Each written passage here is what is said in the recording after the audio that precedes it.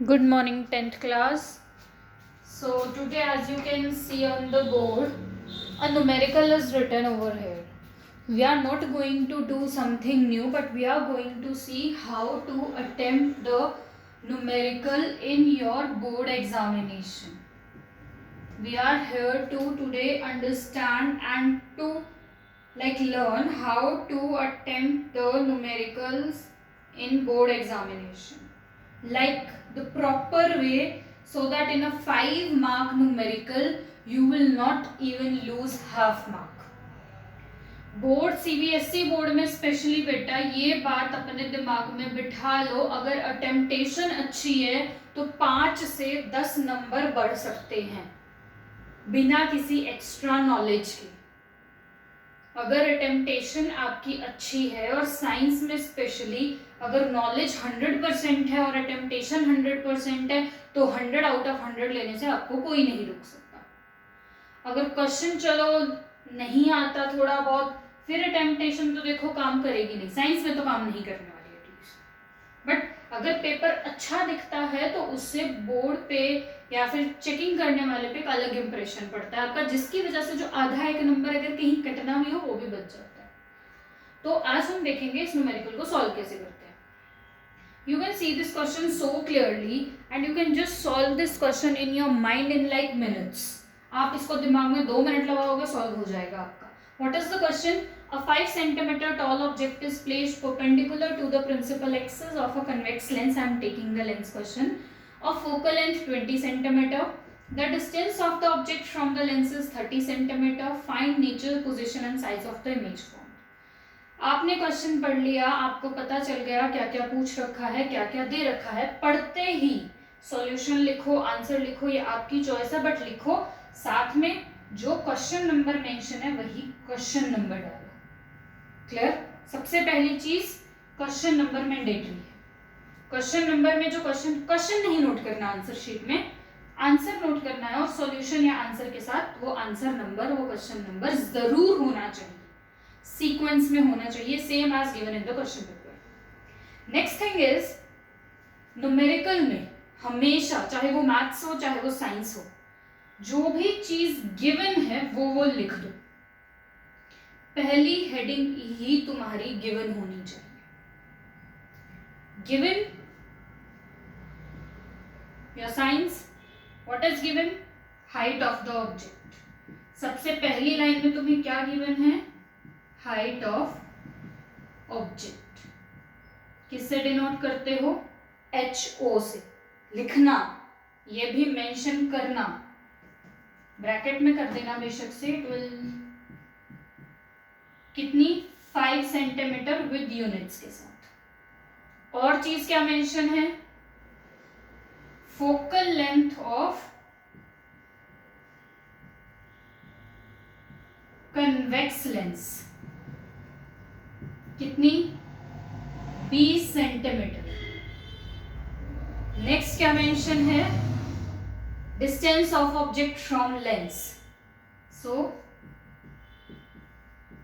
Distance of object, यहां पे small f, from lens, वो तुम्हारा u के बराबर आ जाएगा, that is equal to 30 centimetre. अब अगली चीज signs, very important thing, signs. Height of object we all know it's positive, positive.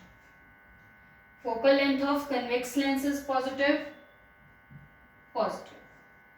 Distance of object from the lens is negative, negative. पहली चीज गिवन, जो जो गिवन है लिखो विद सिंबल्स, विद साइन। अब यहां से तुम्हारा हो जाएगा सॉल्यूशन स्टार्ट। सॉल्यूशन स्टार्ट के लिए सबसे पहली चीज जो लिखोगे वो लिखोगे फॉर्मूला यूज्ड, कि कौन सा फॉर्मूला तुम यहां यूज करने वाले हो। ठीक है? बट फॉर्मूला यूज से पहले एक और चीज मेंशन करना, टू फाइंड, निकालना क्या क्या है पूरे क्वेश्चन में। v निकालना है, m निकालना है, h, i निकालना है। क्वेश्चन मार्क लगा देना, नो इश्यूज, क्वेश्चन मार्क लगा देना। पहली मेन हेडिंग गिवन, दूसरी मेन हेडिंग टू फाइंड, तीसरी main heading I will just mark the numbers here, formula used. ठीक है, I am just rubbing it of so that कि तुम्हारे पास एक सीक्वेंस हो जाए कि क्या क्या लिखना है। First is your given part, second is your to find part, third is your formula used. सब कुछ डिटेल में मैंने यहाँ टू फाइंड पे वी लिखा था, तो वी के साथ लिखना है image, like the distance of image from the convex lens, ये लिखना है पूरी इंग्लिश की राइटिंग में। HI height of image formed, magnification small m, ये सब कुछ चीजें आपको लिखनी है। फॉर्मूला यूज्ड के बाद चौथे पे आपका शुरू हो जाएगा प्रोसीजर। प्रोसीजर पे कोई स्पेशल हेडिंग लगाने की जरूरत नहीं है, जैसे ही फॉर्मूला यूज्ड आपने लिखा 1/f is equal to 1/v minus 1/u। अब बेटा क्या करोगे, सपोज तुमने u की वैल्यू लिखी -30 सेंटीमीटर, f की वैल्यू लिखी 20 सेंटीमीटर, इसको दे देना 1, इसको दे देना 2 ना। तो इसके बाद डायरेक्टली लिख देना by using values from 1 and 2, by using value from 1 and 2। यहाँ वैल्यू पुट की, सॉल्यूशन निकाला, लास्ट में तुम्हारा v आ जाएगा, जो भी v आएगा उसके बाद लिखना the distance of image from the lens is this much centimetre with sign, with sign.